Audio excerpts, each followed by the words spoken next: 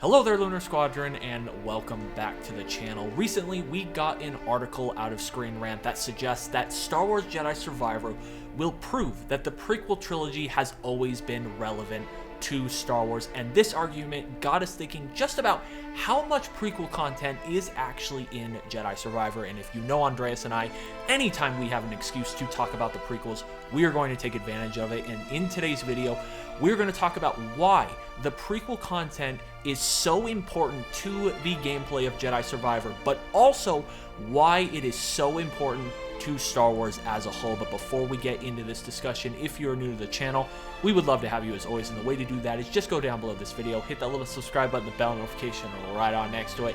It will notify you every single time Andreas and I upload the latest and greatest Star Wars and Jedi Survivor content. Now, without further ado, Andreas, are you ready to talk about some prequels? Yeah, let's do it, guys.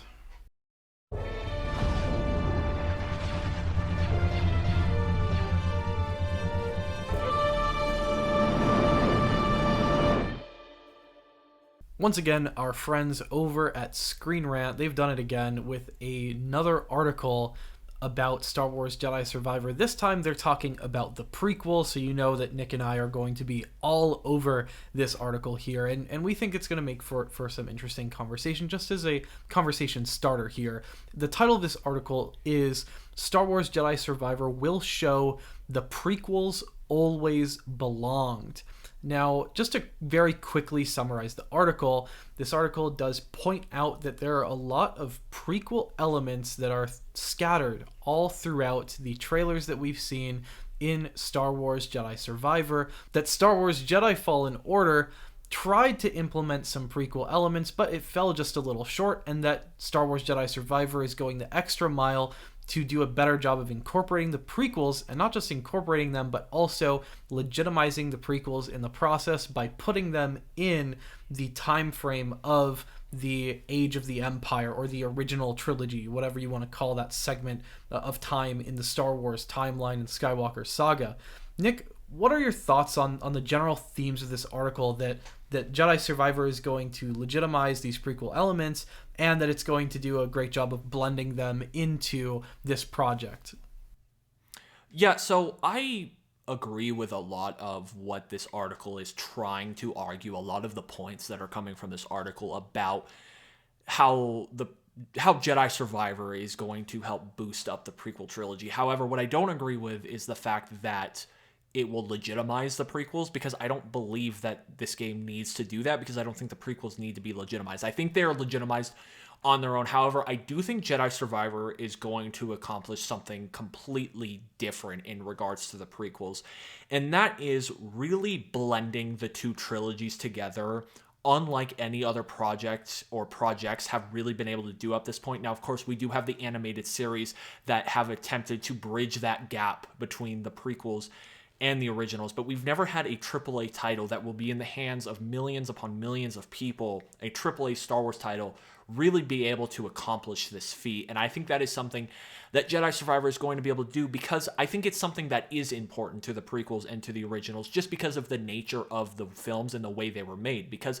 they were made 20 years apart. The originals were made 20 years before the prequels, so there is a massive tonal shift between when you go from episode 3 to episode 4, just because of the nature of the way they were made. There is no real overlap between the two trilogies. You don't see elements of the prequel trilogy within the original trilogy episodic films, because that just simply was not possible, because again, those films were made 20 years before the prequels.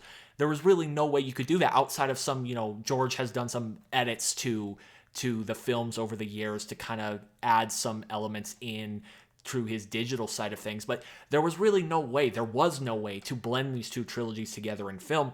So what Star Wars has attempted to do is do that through the animated series, and it looks like that is what they are attempting to do with Jedi Survivor, because throughout this new gameplay trailer, there are so many elements of the prequel trilogy put in to this original trilogy setting, and I think that is so vital for Star Wars as a whole, because I really do think we need more projects that are willing to go this extra mile to help blend all of this stuff together to really prove that this is one big connected storyline and one big connected universe, because again, that is not something that the prequel trilogy films and the original trilogy films were able to do just because of the nature of the way that they were created. So it's nice to see projects like this, AAA titles like Jedi Survivor, go that extra mile that other Star Wars projects in the past have not been able to do or willing to do when blending the prequel trilogy and original trilogy together. And Andreas, if you take a look at this gameplay trailer, we're not talking about just elements of the prequels here. We're talking about a lot of prequel elements throughout this new gameplay trailer. Even little minute details that you wouldn't really think are actually details that were created within the prequel trilogy. And Andreas, you were making this argument when we sat down to make this video, and I would like you to hash it out for everybody, that this is showing perhaps a tonal shift in the creative side of Star Wars and Lucasfilm and their attitude towards the prequel trilogy. Yeah, I think so. My initial impression from reading this article, I think it's in good spirits. Honestly, I think maybe the argument that Jedi Survivor is legitimizing the prequels, I think that's kind of it's the right argument, but in reverse. I think what we're actually seeing here is, like you said, Nick, a complete tonal shift from the top down, from Lucasfilm all the way down, that the prequels are starting to be more and more incorporated at a higher frequency to a deeper degree as we keep going along. I want you all to think back to the Disney acquisition of Lucasfilm. And at that point in time, you guys will know, if you were prequels fans, that was like a drought period for any prequel content. You could see it in the marketing. You could see it in the merchandising. They weren't touching anything prequel with a 10-foot pole. The first movie that they went ahead and released, Episode 7, that was a almost carbon copy of Episode 4. It looked very, very different from a prequel film. And I think there was some intention there. Of course, we heard from, JJ wanting to blow up Coruscant and stuff like that. There was just this attitude among the studio that the prequels were a mistake, that it was an error to be reversed. The follow-up film, of course, being Rogue One, a film which contextualized Episode 4 even further. The first video game, Star Wars Battlefront, only original trilogy. There was no touching the prequels at that point in time. But I'm seeing a completely different tone amongst the Lucasfilm camp these days, particularly around the release of Star Wars Obi-Wan Kenobi. You started to hear themes from Hayden Christensen and from Ewan McGregor that, maybe those kids that grew up watching the prequels, they're now grown up and they're now running Lucasfilm, and they're now the ones with the spending power who are showing up to the box office, who are paying the subscriptions to watch these shows, who are paying the video games. The younger audience is driving video game sales, and maybe, just maybe, incorporating prequel content will help Star Wars do better. And I think we saw that with Battlefront 2. I think we saw that now with the original Jedi Fallen Order, and now we're seeing it here in full form with Star Wars Jedi Survivor. Nick, I'm sure you can rattle off just about 20 different prequel things that are scattered throughout this trailer, from Magna Guards to Coruscant to the Trade Federation dropship to the MTTs to the... there's just so much wrapped in there, right? It looks like it's doing a great job of incorporating all of this stuff, and it looks like it is truly integrating the prequels to the degree that us prequels fans have been waiting for. Yeah, you're absolutely right, and you bring up a great point about this overall tonal shift. It's almost become... It feels like it's starting to become exponential. At the beginning, like you said, the first AAA game from Star Wars out of the Disney acquisition was Battlefront 2015, nothing to do with the prequels. And, Episode 7 was pretty much a New Hope reskin. As much as I love Episode 7, that's pretty much what Episode 7 was. And now we're starting to see with these projects, especially over the last year or two, with the Bad Batch and with Andor, Coruscant, and Mon Mothma showing up in Andor, and we're seeing it. Honestly, the entire Mandalorian season 3 is dealing with pretty much exclusive prequel trilogy ideals and content.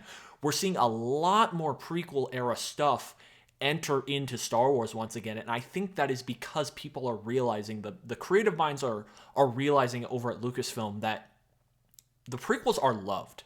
We love the prequels. Star Wars fans love the prequels for better or for worse. No one is saying they are perfect films, but we love that era. We love the ideas of the prequel content, and that's what we want more of. And it looks like that is what Lucasfilm is willing to do. And Jedi Survivor looks to be taking it to that next level that a lot of these projects simply haven't, because a lot of these projects have just been touching with certain, they'll sneak something in for the prequels or a reference into the prequels, and we're like, oh, hey, that's from the prequels. But it looks like to me Jedi Survivor is dealing with a ton of prequel stuff and trying to take that era, the era of Cal's past, and bring it into that original trilogy setting to help tie those two stories together, which is so incredible to see. And you're absolutely right, Andres. If you go through this gameplay trailer, there is so much prequel content. If you go through the teaser trailer, there is so much prequel content. We have the B-1 Battle Droids, the B-2 Super Battle Droids, Coruscant. We have a Powin Senator. That is a prequel creature or prequel species. The Gendai is from the prequel era, from the original animated series. So much prequel content, stuff that you don't even realize is from the prequels, is making its way into the mainstream, into this AAA Star Wars game. So that's what I think is so important about Jedi Survivor, is that it is continuing to bring prequel trilogy into the mainstream and take it to that next level that a lot of these projects haven't been able to do yet, that are starting to do it, but just haven't been able to do so yet. And that is one of the next biggest Star Wars releases, is of course Jedi Survivor. So very excited for that. That's why I think, Andreas, Jedi Survivor is so important, is because it's getting so much prequel content into it. If you really think about it, there are so many great entry points that you can have into Star Wars at this point in time, whether you entered Star Wars from the original trilogy, whether you entered from the prequel trilogy, whether you're now reading the novelizations with the High Republic. There's something for you in each of those streams in this game, in Star Wars Jedi Survivor. And if you think about all of the elements that it is juggling in this game between, we haven't even mentioned the High Republic elements that are woven throughout the game as well, the character that roots from the prequel trilogy and all of the trials and tribulations that come along with Order 66, and then it is existing within a space that is in the original trilogy within the Age of the Empire. So this is really a crossroads, and the one camp that I feel is actually unrepresented in this whole equation is the sequel trilogy.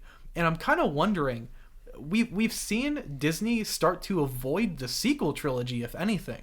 That, I don't know, and this is maybe another conversation, that there was this shift away from prequels to set up the sequels, and now they're focusing back on the prequels and turning a cold shoulder to the sequel trilogy. And I'm wondering what caused this whole shift. Like, what is behind that? I haven't even thought of that, honestly. I don't know what you think about that, Nick. Yeah, you're totally right. That is completely a different conversation. But just to get into that real quick before we get out of here, you're 100% correct. At the beginning, it was, we are full force, full sending into our sequel trilogy. That is our content. That is what we came up with. And then they kind of came out of the other end of it a little, they had some black eyes and a little bruised, a little broken. There was some controversy surrounding the sequel trilogy. And it seems like what Disney has decided is, hey, what can we go back to that is safe, that the fans will like, that we can make safe content for? And it looks like they've landed on prequel trilogy content, which is so funny to see, because I remember growing up being a massive fan of the prequels. How many times I was told by original trilogy, the purists of Star Wars, how awful prequels are and they'll never be popular and these are awful films and that will never be Star Wars. But it looks like the big focus of Lucasfilm going forward for at least the foreseeable future is to incorporate as much prequel content as they possibly can into Star Wars, which means, Andreas, you and I, our generation has won. So guys, let us know down below in the comments what you think of all of this, what you think of the fact that Jedi Survivor will bring all of this prequel content into the setting of the original trilogy. How does that make you feel to see all of this blending going on with Star Wars? Do you think this is a massive help to the original Star Wars story, or do you think things are just getting a little too sloppy and they should have kept separate the two trilogies? Let us know what you think down below in the comments. Hopefully you are on our side about the prequels, because we need as much love for the prequels as we can get going forward. But anyway, guys, that is going to do it for us for this one. Thank you all so much for watching. As always, we will see you all next time.